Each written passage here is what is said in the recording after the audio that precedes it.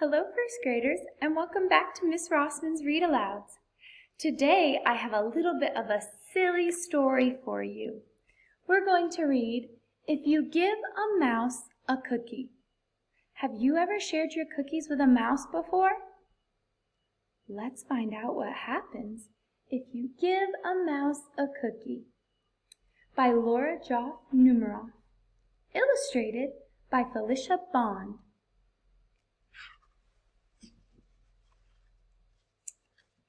If you give a mouse a cookie, he's going to ask for a glass of milk. When you give him the milk, he'll probably ask you for a straw. When he's finished, he'll ask for a napkin. Then, he'll want to look in a mirror to make sure he doesn't have a milk mustache. When he looks into the mirror, he might notice his hair needs a trim, so he'll probably ask you for a pair of nail scissors. When he's finished giving himself a trim, he'll want a broom to sweep up. He'll start sweeping. He might get carried away and sweep every room in the house. He may even end up washing the floors as well. When he's done, he'll probably want to take a nap.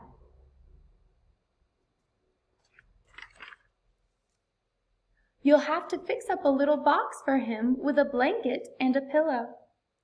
He'll crawl in, make himself comfortable, and fluff the pillow a few times. He'll probably ask you to read him a story.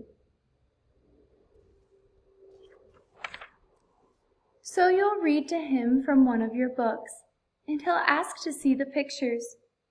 When he looks at the pictures, he'll get so excited he'll want to draw one of his own. He'll ask for paper and crayons. He'll draw a picture.